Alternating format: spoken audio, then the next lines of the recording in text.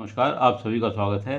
आज इस वीडियो के द्वारा मैं कालू पुरोहित जी, जो भीनमाल राजस्थान के रहने वाले हैं, उन्होंने अपनी बर्थ डिटेल भेजकर प्रश्न किया है कि 20 साल से परेशान है, कार्य नहीं चल रहा है, क्या करें।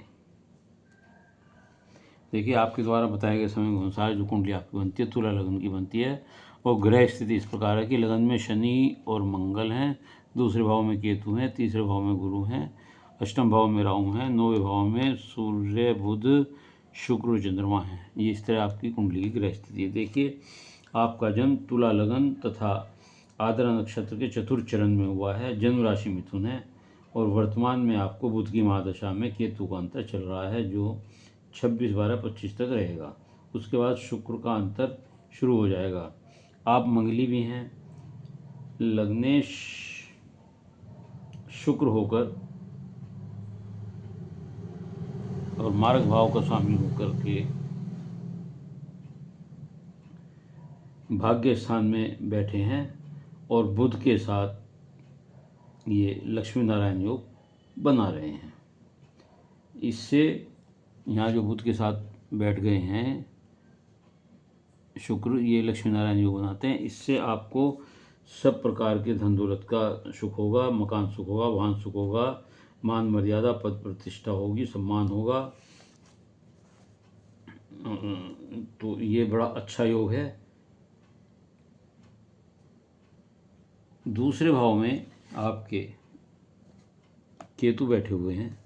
ये आपके माथे के आसपास, भौं के आसपास या आंखों के आसपास कोई चोट का निशान देते हैं। आप बहुत तेज चटपटा मिर्च मसाले वाला खाना पसंद करते होंगे। परिवार में बहुत ज़्यादा आपका लगाव नहीं होगा परिवार से। आप अपना फ़ायदा देख करके कोई निर्णय लेते होंगे काम करने का। तीसरे भाव में गुरु है आपकी कुंडली में। ये छोटे भाई का योग होने का संकेत देता है, यात्राएं देता है, धार्मिक यात्राएं बताता है। शनि से दृष्ट है, शनि क्रूर दृष्टि है, तो मैं समझता हूँ कि भाइयों से बहुत अच्छे संबंध आपके नहीं होंगे। देखिए, लगन में आपके शनि और मंगल हैं, ये योग आपको परेशान कर रहा है, जिस वजह से आपका कार्य नहीं चल रहा है। ये शशाष्टक योग कहलाता है, बहुत अच्छा योग नहीं होता है।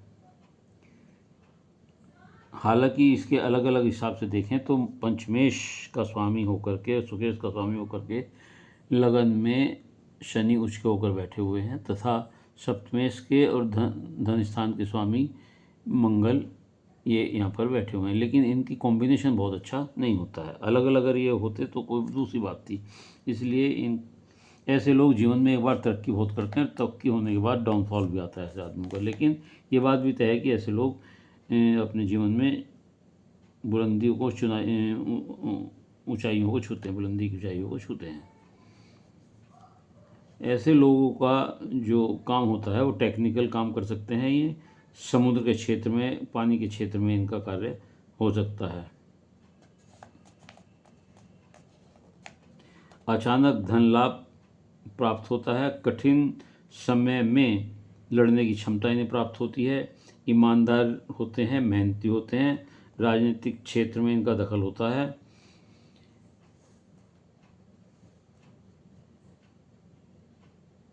मांगलिक होने से विवाह में देरी होती है। शनि की भी दृष्टि सप्तम भाव पर है और मंगल की भी दृष्टि सप्तम भाव है। हालांकि अच्छी बात यह है कि गुरु की दृष्टि भी इस पर है, जो अच्छी दृष्टि है। इन दो दृष्टियों से शादी में विलंब होगा, संबंधों में कटुता रहेगी या कोई ना कोई दिक्कत होगी, लेकिन गुरु के होने की वजह से सब कुछ सामान्य सा चलता रहेगा।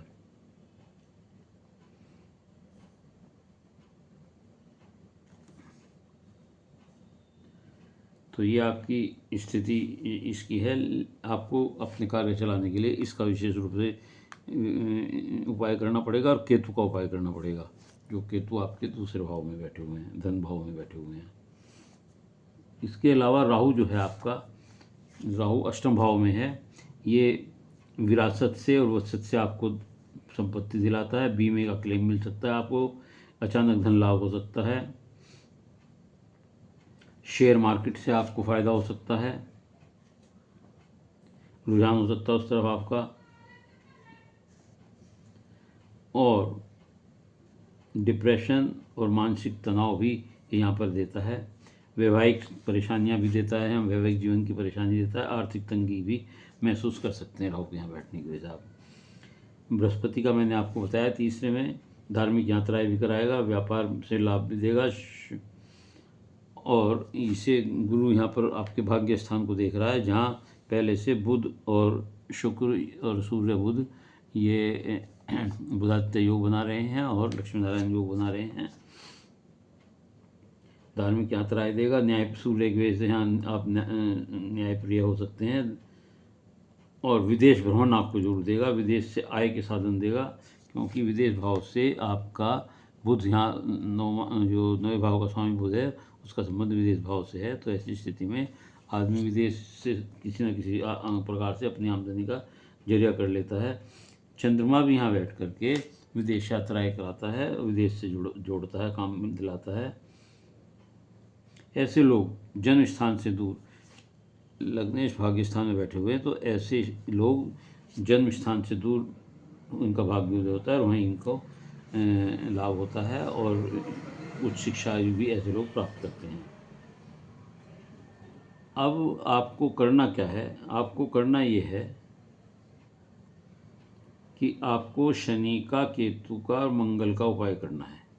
केतु के लिए आप गणपति जी की पूजा कर सकते हैं, उन्हें दूबड़ा चढ़ाएं, और मंगल के हनुमान चालीसा पढ़ें, और शनि के लिए आप शिव जी पर जल चढ़ाएं, और शनिवार के दिन पीपल के पेड़ पर सरसों के तेल का दीपक जलाएं। अगर आप ये काम करेंगे तो निश्चित तौर से आपके कार्य में वृद्धि होगी, और मैं समझता हूँ कि आपके कार्य में 45वें वर्ष से वृद्धि होनी शुरू हो जाएगी। उम्मीद है कि आपको ये विश्लेषण अच्छा लगा हो। यदि ये वीडियो आपको अच्छी लगी हो तो लाइक करिएगा, शेयर करिएगा, कमेंट बॉक्स में जाकर अपने विचार लिखिएगा। इसके अलावा यदि किसी और का कोई प्रश्न हो तो अपनी डिटेल भेजकर और मेरे चैनल को सब्सक्राइब करते हुए अपना एक प्रश्न भेज सकता है। उत्तर अवश्य दूंगा। उत्तर के लिए थोड़ा धैर्य के साथ इंतजार करना पड़ेगा। धन्यवाद।